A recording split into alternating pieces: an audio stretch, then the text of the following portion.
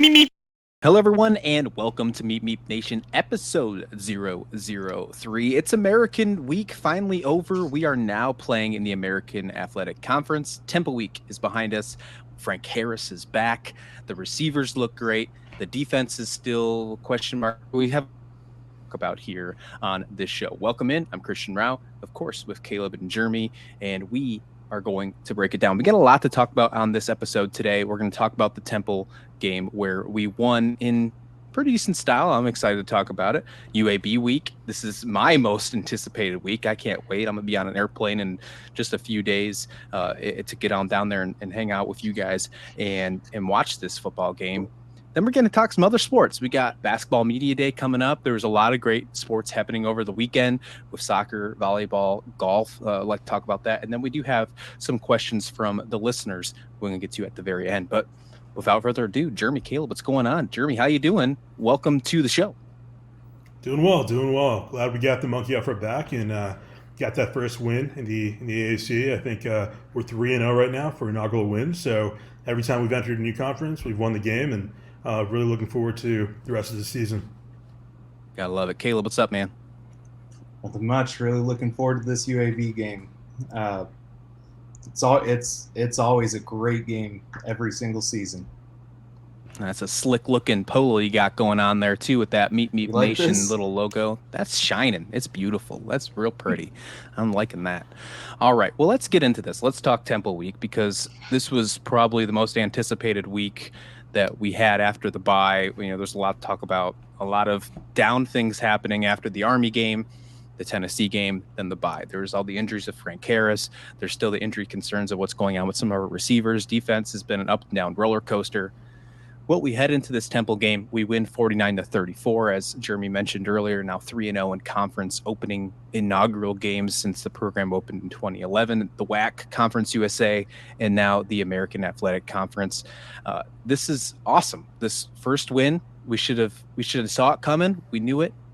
I think the first thing I want to get to, and I'm going to let either of you pick it up where you want to, who can go first, Frank Harris returns. That's the biggest thing I think we need to talk about here. And honestly, it felt like he never left. Yeah, no, really glad to have him back. I think, a lot of people were worried about what was going on. I mean, arguably he was probably healthy enough to play by the time the Tennessee game came around. But understandably, Coach has been showing that he's really conservative right now with a lot of these veteran players, whether it's Frank or Clark. It looks like he really wants us to focus on just competing in the American and getting those back-to-back championships. And so having him in was really great.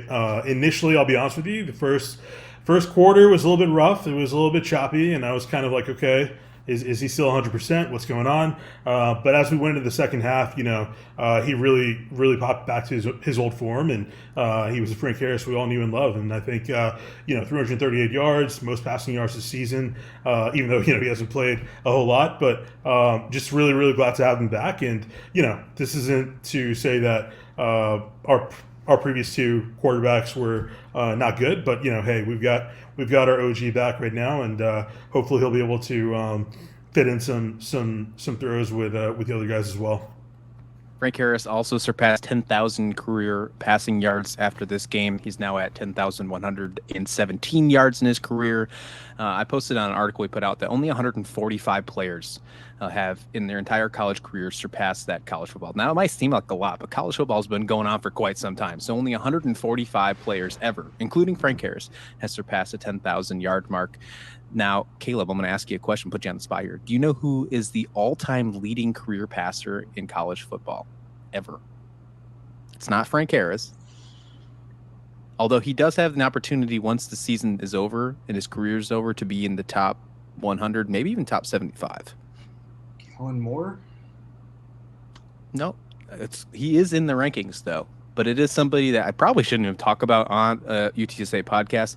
It's Case Keenum for Houston. So so that's the only time that I'm going to give any kind of accolade to Houston on that portion, but there's a little issue on that one. He had 4 total touchdowns in the game as well, Harris. And Jeremy, I'm glad you brought up the first quarter because it did look a little different. It looked like they kind of stalled, shorted out until that first turnover happened by the defense, and then they really started changing the way that the play calling. Caleb, did you notice that the play calling was different in this one? I know we talked about it on last episode. What do we need to do to keep Frank Harris healthy? I think that was a mailbag question. We said keep him upright, give him options, RPOs, screen passes, short passes. It sounded like that happened a lot, especially with Oscar. What was your thoughts on the play calling and Frank's play in general? Yeah, I mean, Frank had a very, very good, accurate game. He was about 76% passing. Huge part of that, I know it's only 5 receptions, but Oscar Cardenas getting 5 catches, 51 yards, most this season as far as yards go. Leading up to this game, he had 8 catches total. So big improvement there. And Oscar getting the love keeps the defenses off the other receivers, keeps them off the run game. A rising tide lifts all boats. There you go. Yeah, speaking of love, these broadcasters during the game started off saying, well, this guy's a tackle. I don't know if he can catch it or do some things. He's a really big guy. And then they literally fell in love with this guy on the show over and over again. They're like, they said how they were wrong, how this guy catch the ball. All I'm thinking about is if these guys are our broadcasters. First of all, I'm glad I'm going to be at the game next week because I can't listen to those guys again, even though I'm glad they gave the love. It was rough. I contemplated on putting on mute a few times. But if they were at the UAB game in 2021 and they saw Oscar's catch, because that's when that Oscar catch was against UAB, I think they never would have talked about him just being a tackle, being one of the most underrated tight ends in all of college football. Jeremy, I got to ask you, because and I don't want to keep going like all the way down and just really digging deep in this game. I want to get on to some other things, UAB weeks here, and I'm excited. But with this running back room, it looks like Robert Henry took a kind of a step forward. Does this mean that are we seeing a change of a guard already this season? With maybe Robert Henry getting in front of Barnes? We kind of saw it last year with Barnes going ahead of Brady. Mm-hmm. I know there were some injuries that came into that play, but Barnes had some turnover issues at the beginning of this season. Robert Henry looks pretty healthy. He led the team for the first time this season with 78 yards, 2 touchdowns. He also had a couple catches for, I believe, 25 yards. Mm. Are we seeing a two-headed monster, or are we seeing somebody who's taking over the workload with Robert Henry? Yeah, it's a good question. Having watched Traylor over the past few years, one of the things that he really harps on is to never drag the confidence out of a player that's been playing for a bit. And so, for example, with Frank Harris a couple years ago, if he was throwing an interception, it was very common in years before Traylor to see a QB get switched out immediately if an interception got thrown or if a ball got dropped. We were just always sort of scared, playing scared. And Traylor seems to have always embodied the idea of they're not purposely making these mistakes. We got to just put them out there in the best position to just continue playing and continue performing. And so because of that, and because of Barnes having been such a playmaker for us in quite a few games, I don't believe that he's being put as second fiddle. My hunch might be more injury management. And the only reason I say that is because this season is probably the most cautious I've seen Traylor when it comes to how he's using his players. DeClorian Clark, we saw him a little bit, but he's been held out most of the season. And I think in an interview a couple days ago, Traylor was like, there's a possibility that he might get redshirted. He might play again next year. And so it seems to me that Traylor just wants to make sure we're healthy. And I think a lot of this might just be some trauma from last season, where coming out of the Texas game, we had quite a few injuries, and that definitely hurt us a bit going into conference play. We were able to kind of eke out of it and still make it to the championship, but it seems to me most likely that he's just trying to make sure everyone stays healthy. And this is just based on how Traylor's communicated before. I don't see him being somebody who's going to purposely pull somebody away like that who's performed so well for us before. But I think the idea of a two-headed monster where maybe they're playing side by side or something of that nature, because running backs, it's it's a highly tolling kind of position, and the chance of one of them getting injured over the remainder of this season is definitely not zero. So it could just be him trying to make sure that they both had experience and he can put them in. But I still feel that Kevarian might be our main guy, and we'll see how it goes. I think the big question right now is really what's up with Rocco. Where'd he go? I noticed he wasn't on the sheet that was released today. So again, I just feel like this is really injury management. Caleb, you got anything to add about this running back room? Hey, I'm a big fan of committees. Use them differently, and keep the defense guessing.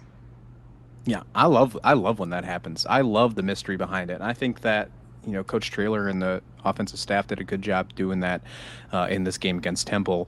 Yes, we did see somebody lead the load for the first time other than Barnes this season, and I think we would have seen Griffin get a little more carries as well. He had his lowest utilization in all season so far, and I think there is some kind of injury. That's why he's not on the depth chart. I don't think it has anything to do with performance. I think we all know that Rocker can play, so I think that has something to do with it. You brought up JT Clark, and I feel like that's the elephant in the room. We kind of have to talk about it, right? We can't just ignore it.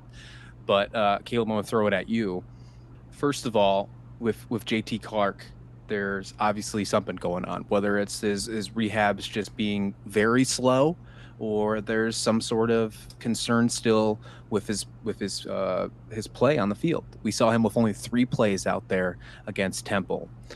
What's your thoughts on JT Clark? Are we going to see him play this season? You think there's going to be a red shirt? I just want to hear your crystal ball take, if you will. And if that's the case, I don't know. I don't want to sound selfish here, but what we just saw out of Dev McEwen, a true freshman, him and JT Clark side by side next season doesn't sound too bad. And that's the selfish take. Obviously, I want JT Clark to be successful and do everything he possibly can. But what's your thoughts on JT? Where do you see him this season?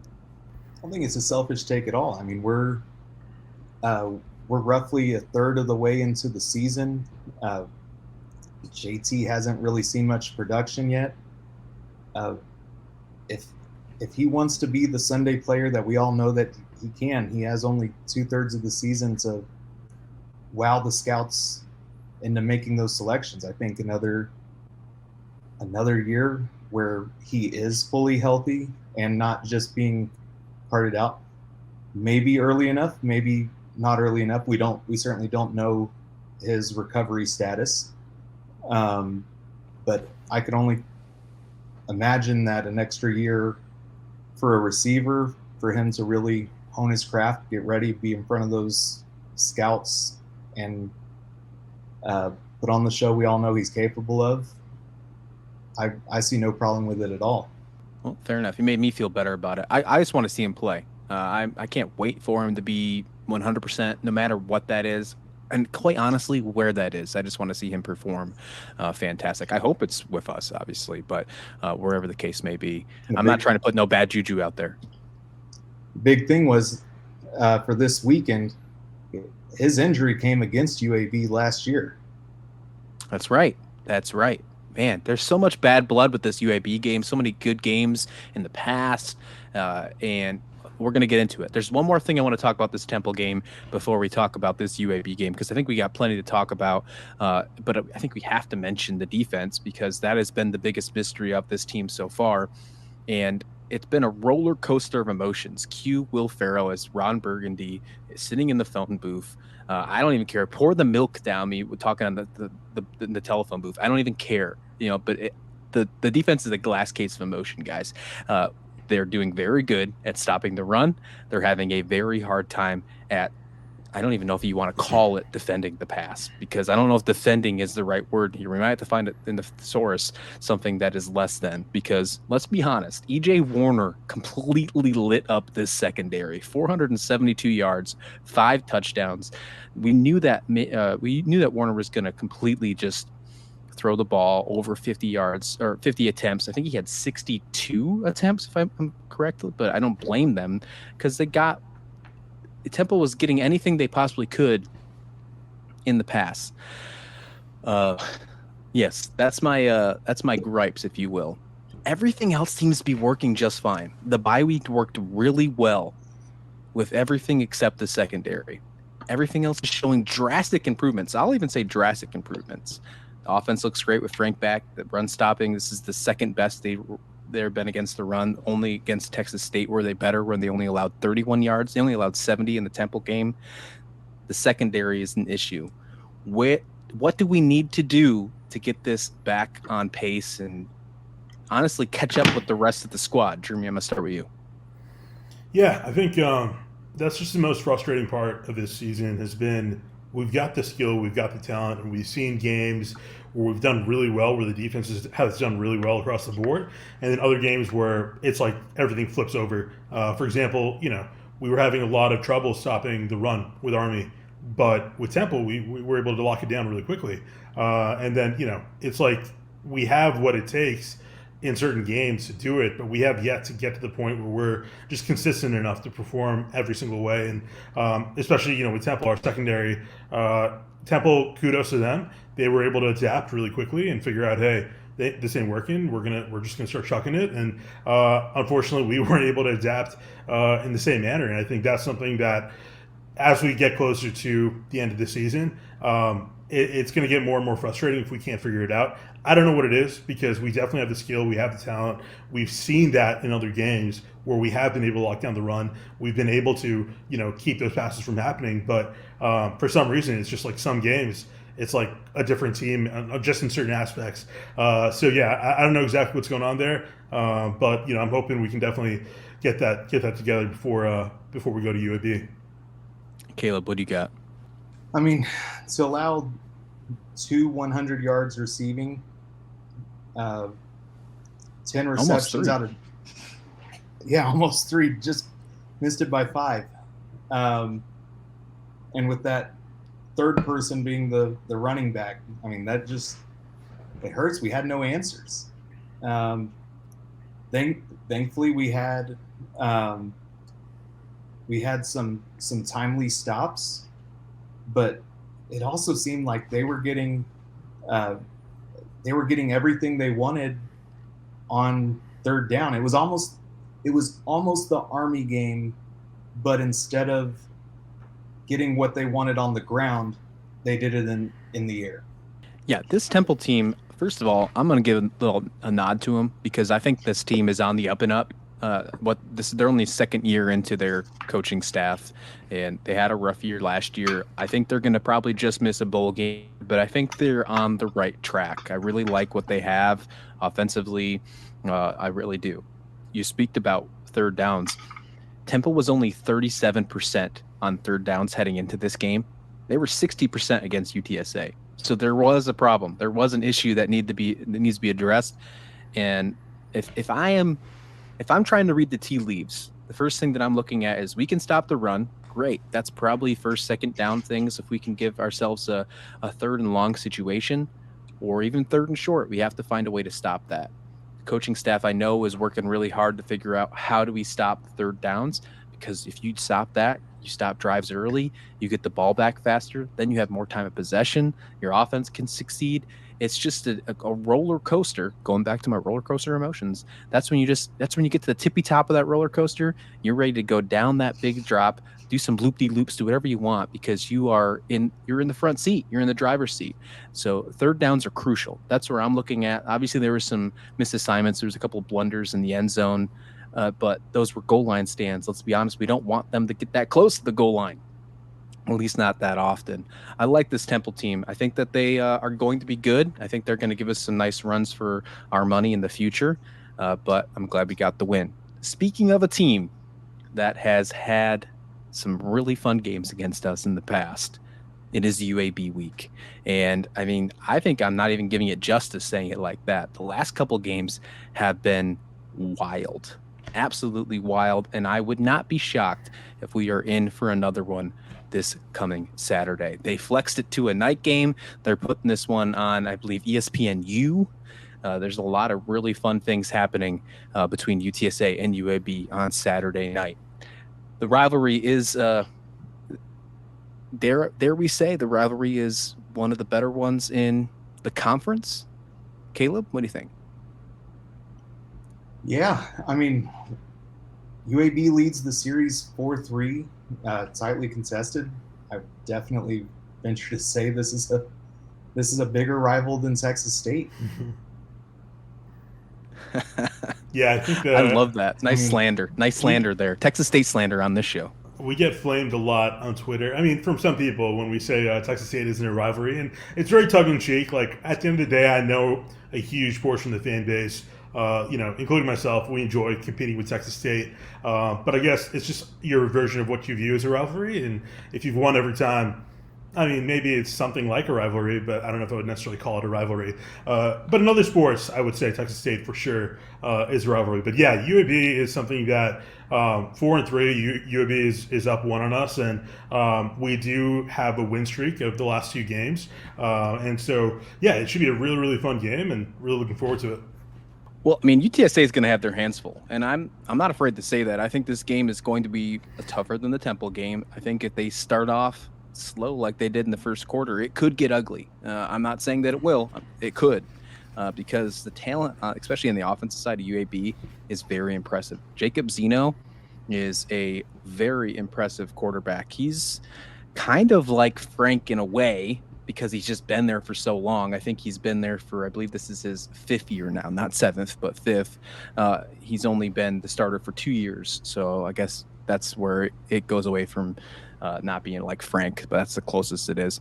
But so far this year, he has, I mean, it's insane. He already has 1,700 yards this season, 12 touchdowns, 5 interceptions, almost 1,800 yards passing.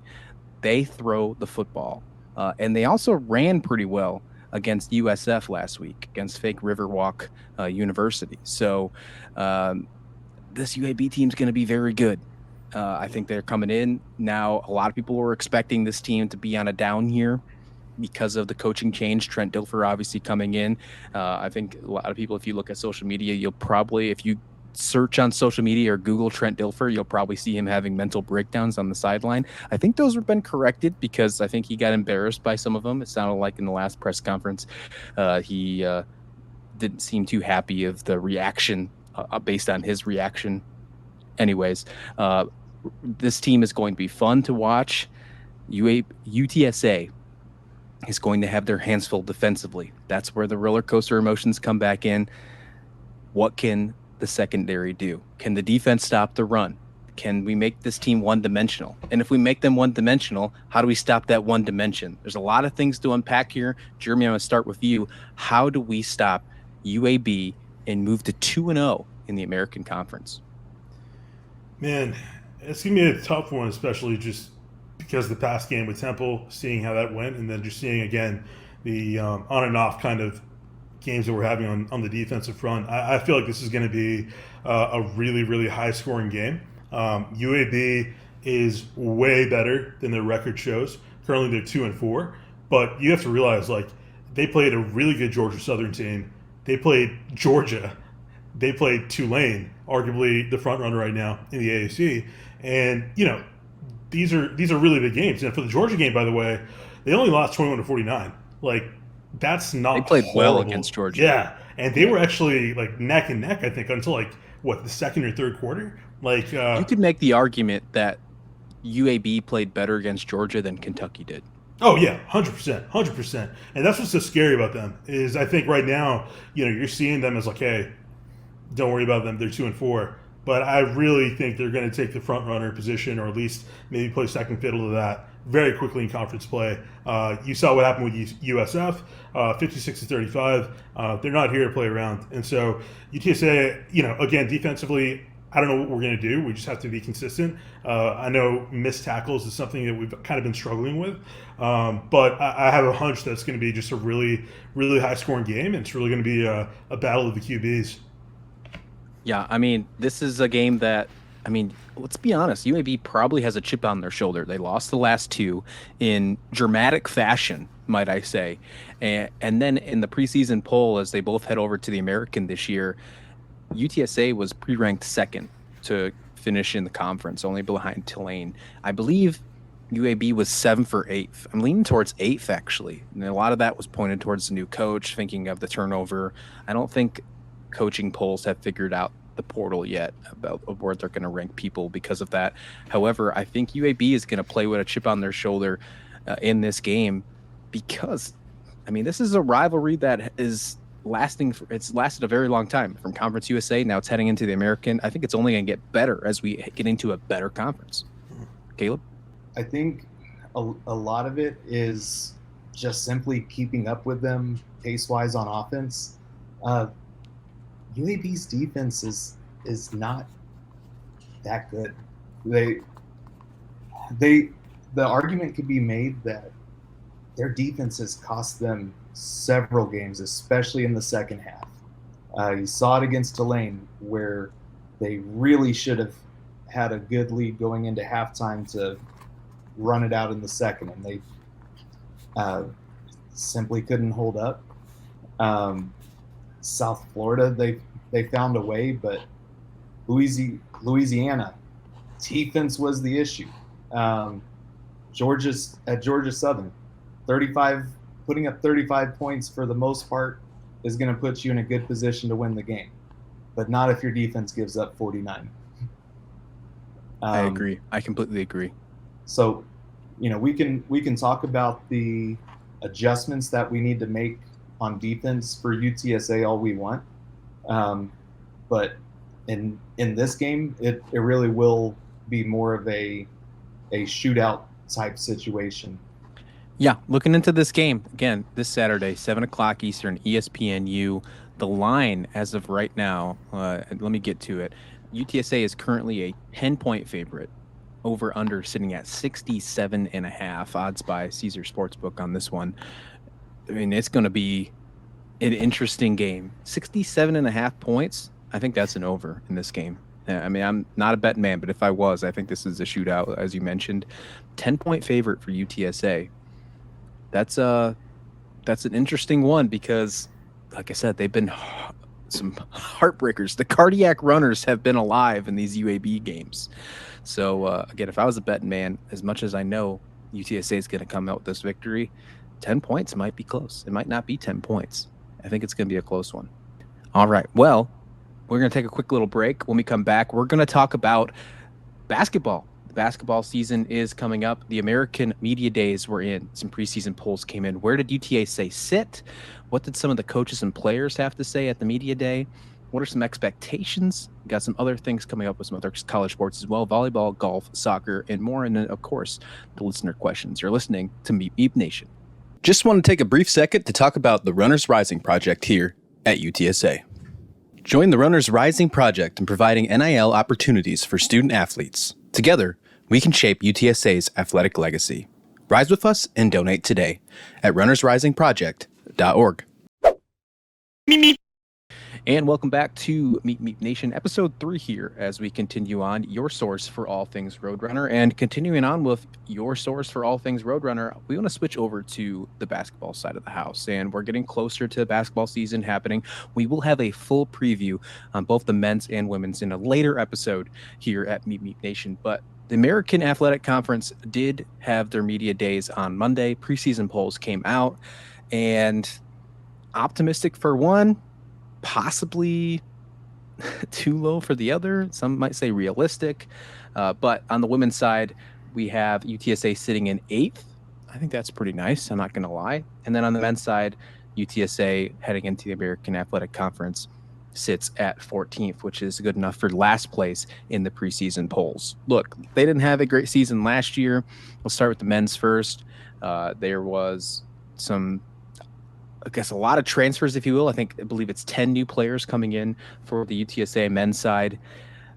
The media day didn't really give the attention to UTSA on the men's side either. Only 2 questions asked to Coach Henson. He was not happy about that. One thing I want to say about that portion, and I'm going to swing back to football a little here. If you're a football fan in general, if you can open up your knowledge, not just UTSA, but football in general. If you didn't see this, maybe I'll give you some homework and go and look into it.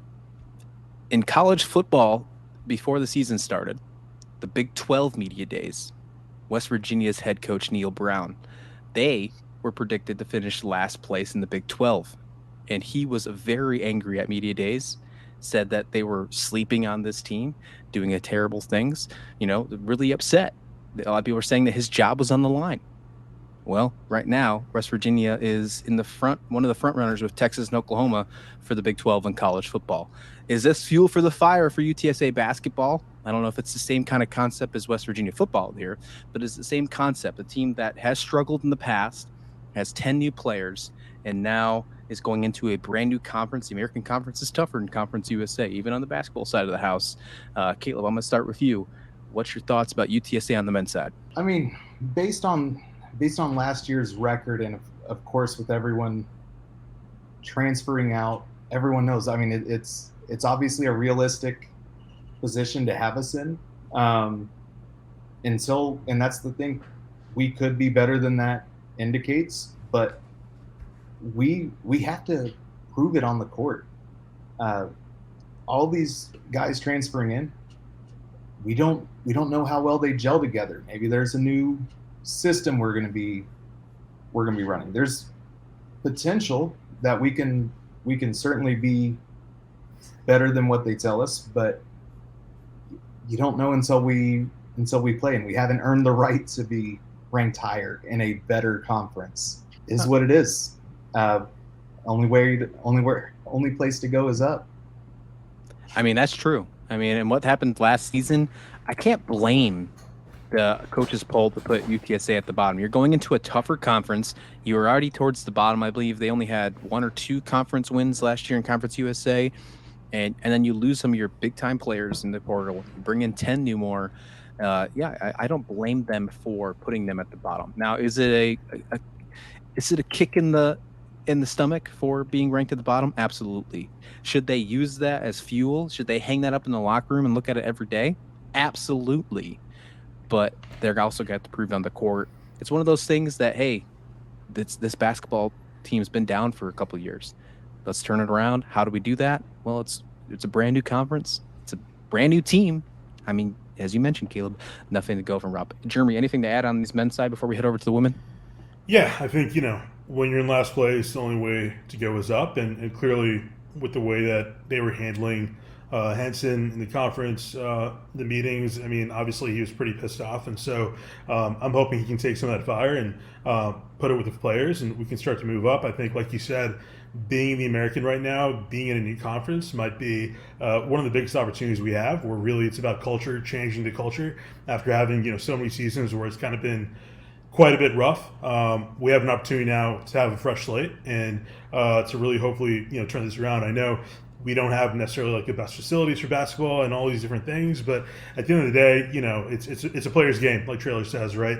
And so if we can put that last place, I guess, prediction up on a bulletin board somewhere, man. I'm rooting for them all the way.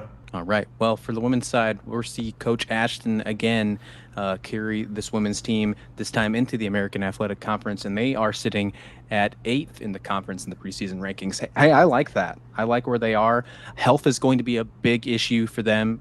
Obviously, in any team, you got to make sure that they're healthy. I think one of the coolest accolades is that there was one UTSA member getting ranked to the conference teams all preseason, or the women's preseason all conference second team, Jordan Jenkins from UTSA. She's going to just be crazy. She has one of the toughest pictures, by the way, coming out of the media days too.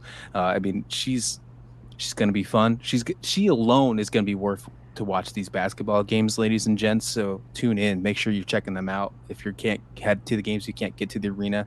Most of them are on ESPN, ESPN Plus. Same with the men's. So away games, you got no reason to support these basketball teams. But the women sitting at 8th, I'm going to go out right off the bat and give a little teaser here before we dig into our deep preview. 8th place is going to be too low once the season ends. I'm going to say that UTSA women finished in the top 5 in the American Conference in the first season. Probably the most improved sport over the last 2 years has been women's basketball. They have been a joy to see. Jordan Jenkins, amazing player. Yep. And for her to be, former Conference USA Player of the Year, Newcomer of the Year, and like we said, big basketball conference we're entering. That's good for only second team all conference in the American. So get to see her play against even tougher competition. See have her earn the first team, hopefully, by the end of it. Yeah, I'm looking forward to seeing her play at some better competition. They have a really good schedule. They come out to the West Coast. They come out to, I believe, Oregon State and Seattle University in December. I'm going to make sure I get to one of those at one of those games in December as well. So, women's basketball, you're going to see me at an away game. I'm looking forward to that one. Jeremy, what's your thoughts on this women's team? What do you like about my preseason prediction? You think they can finish in the top 5 in the conference? 100%. I mean, AAC obviously for a while had been known as sort of a basketball conference, and obviously you have some of your mainstays like UH and whatnot leaving a bit of a gap. But currently where we're at, it's right in the middle of the pack. I like our positioning, and I think we're already ranked ahead of quite a few existing AAC teams. I think Wichita State, Temple, and that's no slight to them. But I really like our positioning. Yeah, I think South Florida, ECU, those are probably going to be some of the toughest teams in the conference for the women's side. But I think they can find a way to get ahead of teams maybe like Memphis. Ooh, like that, huh? We like that when we get ahead of Memphis. And some other schools like that. I think Memphis, maybe UAB. We'll see. We'll see what happens going forward. But the preseason polls, take them as you will. They never finish the way that the coaches say. Some of it's politics. Some of it is, you got a whole bunch of teams entering a new conference. Most of them usually sit at the bottom when you enter a new. So take it as you will. But seeing as UTSA women's side already in the middle of the pack in a brand new conference, I think that's a good nod showing that this team is well respected already in the AAC. All right, what else happened over the weekend? I know we've kind of already seen that weekend last weekend. We were a little late in our recording, but there's still a lot of things to discuss. We had some interesting things go down with soccer. We had some cool things happen in golf, volleyball. Some things went down. Caleb, you are the resident for letting us know what's happening across the universe in fall sports. Break it down for us. What happened over the weekend, and as we get ready for another fun week of UTSA athletics. Sure. So starting off Thursday, we had soccer playing SMU. They unfortunately dropped 0-1 in that contest. A little rough on officiating. We saw our goalie get knocked down. No cards at all. It was a little offsided there. We had an assistant coach get kicked out for a red. Pittman got a yellow card. Just insane. Volleyball. They lost both matches over the weekend, unfortunately falling Friday to USF and Sunday to Temple. Some positive notes on it. The 1,141 people on Friday were the most we had in the combo for volleyball since September of 2018. And Sunday, Aaliyah Giroux had her 1,000th career dig. We had women's tennis in the Joe Pyburn Memorial Tournament, where we saw 3 champions in the singles competition and 2 more in doubles action. Women's golf, Cameron Carrion, one of the top athletes of the year for UTSA, got a win at the Dale McNamara Invitational. Congrats on that, Cameron. Awesome. Gotta love it. There's awesome things to hear when you're getting fans and students back in and reaching numbers pre-COVID, right? That's always a plus sign, especially now where we're at, getting numbers back to where they belong. And then you mentioned, the yellow cards, the red cards issues. The refs seem to have UTSA's number this weekend. And I know we didn't talk about the football game as well, but did you notice that the refs at the football game against Temple threw 2 flags for unsportsmanlike conduct when Barnes and Kellogg scored touchdowns? Do these refs just hate fun, or what is it, man? This is just insane. These guys, we get it. We know that UTSA is on this up and rising and real fun trajectory, but lay off, man. Let these kids play. Let them have fun. And it's not like they were mooning the crowd or doing the worm or the rowboat. These guys, I think they spiked it. It was pretty weak. The flags were pretty weak. All right. Well, that was fun. That's it for UTSA athletics for the week. There are plenty more to come. Again, when it comes to basketball, we're going to have a in-depth episode here shortly, both on the men's and women's side. Obviously, we're going to continue on with football. We're going to get a little more in with these other fall sports as we can continue on. This is only episode 3, guys. Thank you so much for the growth we've already seen so far, but there is more to come, more things to still hatch out. Obviously, we're still figuring out the right time to record this as well, but we're getting there. And we thank you for sticking along with us and being there for the ride. I'm looking forward to seeing all of you at the game this weekend. So if you're listening and you see me at the game, make sure you say hello. Say hi. I'm going to be wearing one of those nice, beautiful looking polos that Caleb's got on right now. So it won't be hard to miss, especially a guy with pretty long hair. I'm sure you'll be able to see that too. So, all right, well, let's dig into mailbag questions. We got some good ones to finish off the week here. Just a couple, not as much as we had last week, but that's fine. There's some good ones. There's some ones to dig into. I think this is going to be the last week that we continue it and hold it on to the same episode. Next week, we'll make it a separate episode and we'll get it split out without the week. So you guys can have 2 Meet Nation episodes next week coming up. So Jeremy, take on over. You are the mailman, my friend. Let us know what's going on. Here we go, guys. All right, so the first question comes from Blue and Gold Report, and he asks, how has the offense changed with Harris back in? What does he bring that makes him stand out from other QBs? He's a star. What are your thoughts? Caleb, I'll let you start with this one. I mean, leadership alone. Frank being on the field, everyone has more confidence that we're going to get it done. We've got 3rd and long. No one's sweating anything. Run your routes. Plays will happen. Yeah, I encourage. Thanks for the message, by the way. The question. I encourage you to go back and watch. I believe it was the second quarter. The dropped pass by Tyreek Kellogg, where he should have had his second touchdown. He was in double coverage, and that pass was so beautiful. It just missed. I just missed for another touchdown. That's what you get out of Frank Harris that you did not get from anywhere else. That composure, that confidence, and not just having him under center, but everyone else who plays around him. You get an elevated performance from everybody. Obviously, what kind of offense do you get? Well, I think that's a little bit of a two-sided question now because the offensive scheme looks like it's changed now with Frank possibly not being 100%. And I think because there might be a lot of questions and concerns on how the play calling was to start the season. Now with Frank Harris back, that play calling looks like that has changed and is more suitable for the quarterback that's under center with those RPO / kind of dump off passes available, being able to expand the run on screens and open shots to the outside, and then opening it up for guys like Cephas and McEwen on those deep drives. The only bad play that Frank Harris had in the entire game was still a 40-yard pass. The one to McEwen, he underthrew it. It would have been a touchdown if he would have let him. I mean, so if you want to call that a bad play, go for it. But a lot of things are improved when Frank Harris is there.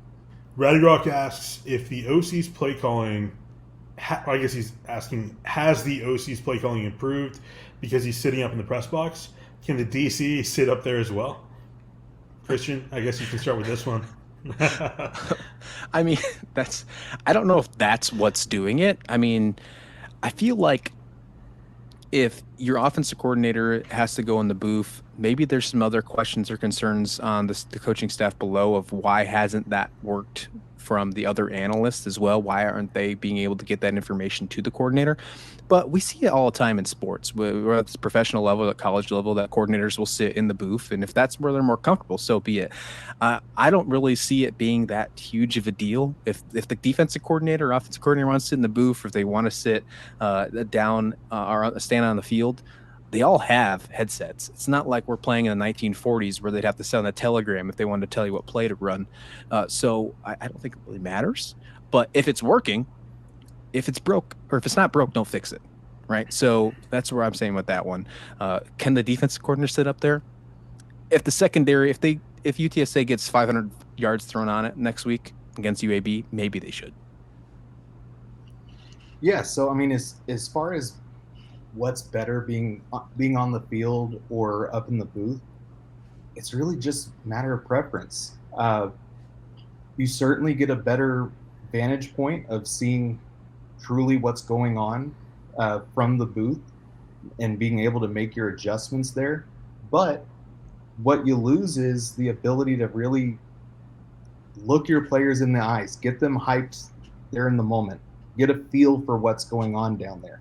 You can certainly see the plays that are happening and adjust, but you lose the personality to it. You learn, or you lose the motivation side. If that's part of your culture of being down there, is knowing who to go grab and motivate, get you that sack, to block better for your quarterback, whatever the case may be. So if you go up in the booth, you got to make sure that you have that hype man down on the field for the team, one of your position guys. If they feel that they get that what's more needed is being up in the booth, all for it.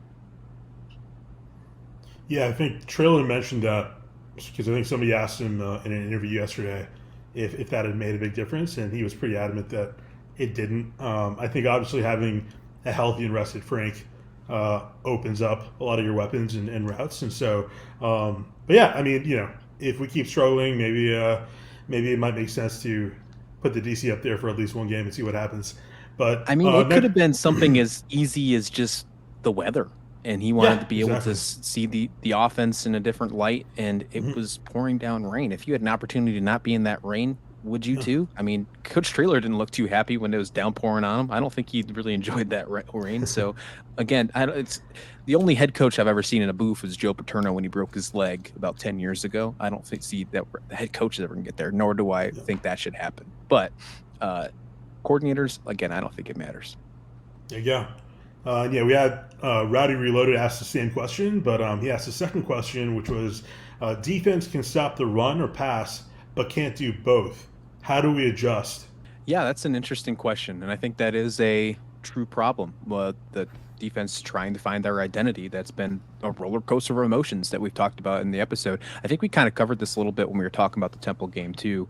They did a great job stopping the run, but they were abysmal against the pass. And against Army, there was an issue with the run, and they really had a hard time when they did pass the ball as well.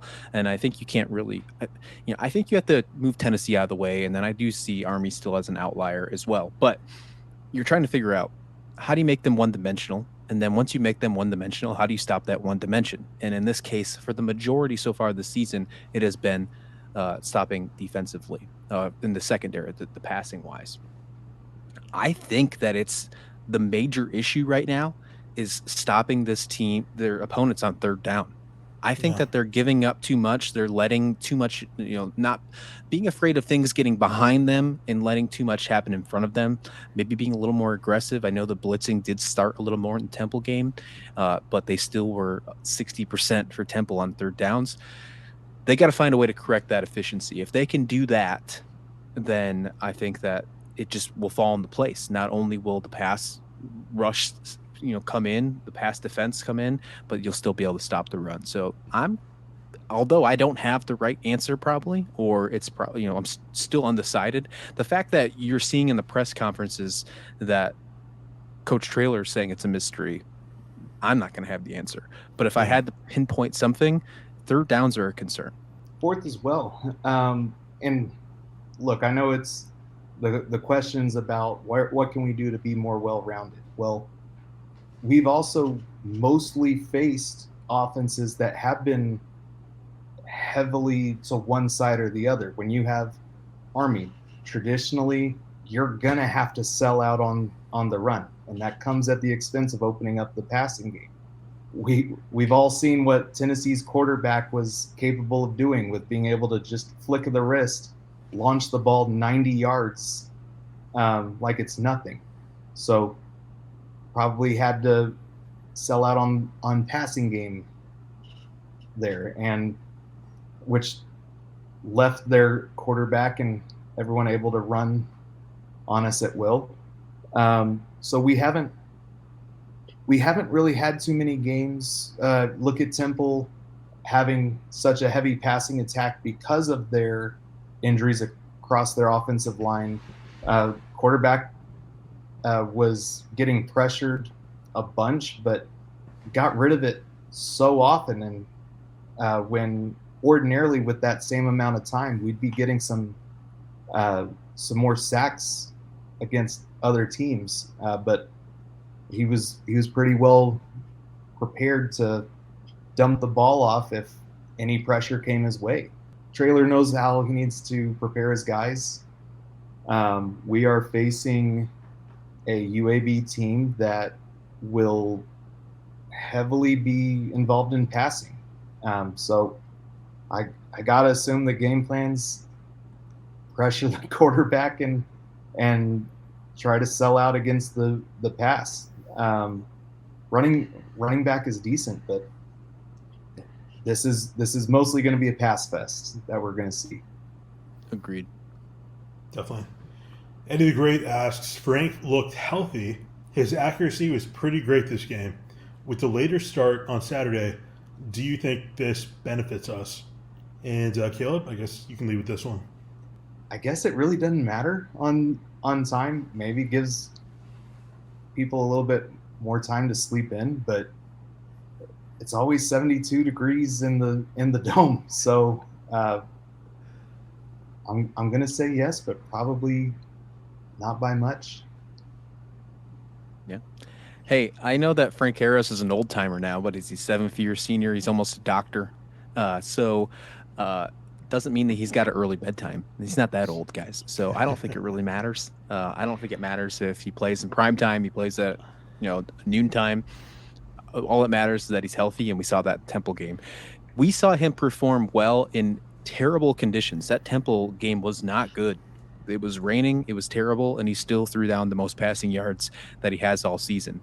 Now he's going in to 72 degrees in the Alamo Dome, where he's comfortable. He's been playing there very well for his entire college career. I don't think the time stands still when he's in there, so I don't think it matters. But you're absolutely correct on your first portion. He was very accurate. I think he was over 75%, 76%. I think you said earlier, Caleb, in the show. I wouldn't be surprised if he's closer to 80 coming up on the UAB game, because there was a couple throws where he underthrew, and there was a couple where the receivers should have had him as well.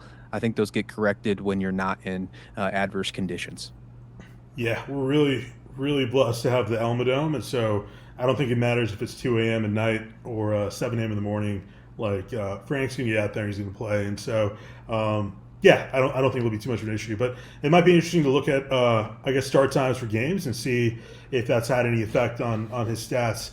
But beyond that, the next question is, and the last question is from Red Baron 30, and he asks, do we have any players coming back soon? I know Clark has been a big point of contention, and having seen him come in for Temple, and then now hearing Coach say that, hey, we might have to redshirt him, he might only play again next year. Definitely seems to be a lot of question marks out there. Caleb, what do you think? That one I would need to see. Yeah, I mean, that's true. You'd have to really look at it. I mean, the depth chart came out, and Rocco Griffin was off it as well. Trey Moore only played 3 plays and then fell off and didn't return. Martavius French was injured. Both of those in the game. French and Moore are on the depth chart. Griffin's not. So I don't know what players you're actually talking about. Frank Harris is back, right? Mekhi Hart, if that's the guy you're talking about, he still has a couple weeks away. But if you've noticed, if you pay attention to the press conference and the Coach Traylor show at Chicken and Pickle, Caleb, I'm sure you feel the same way. Coach Traylor keeps his cards very close to his hand when he talks about injuries. Very close to his hand. Not even the reporters or press conference guys that are credentialed are there to get those answers real deep. So when it comes to injuries right now, the best case scenario is talk about a guy, and if there's a chance he's going to play, the phrase game time decision is very good when it comes to UTSA. So keep that one in mind. Yeah, there you go. Appreciate your questions, guys. I know we only had this up for a few hours, but moving forward, we'll probably post it on Facebook and Twitter. Maybe give you guys the whole day to post questions. And if we get too many, again, like we said, moving forward, we'll be having a separate podcast, so shouldn't be too much of a concern. But again, appreciate your questions, and looking forward to the next one. All right, that's going to wrap it up for this episode of Meep Meep Nation 003. We'll be back here with another episode next week, hopefully 2-0 in the American Athletic Conference. We're getting closer to the basketball season. We're going to get hyped up for that. We got some volleyball, soccer, golf, tennis, other things to talk about as well. And we're going to dig into maybe a more personal topic for students if you're listening. We got a vote coming up that's very important for not only our athletic department, for the entire university. We'll talk about that at some point in the episode next week. But until then, I'm signing off. I'm Christian Rao here with Jeremy Kachandy and Caleb Hopkins. Birds up, everyone. We'll see you back here next time.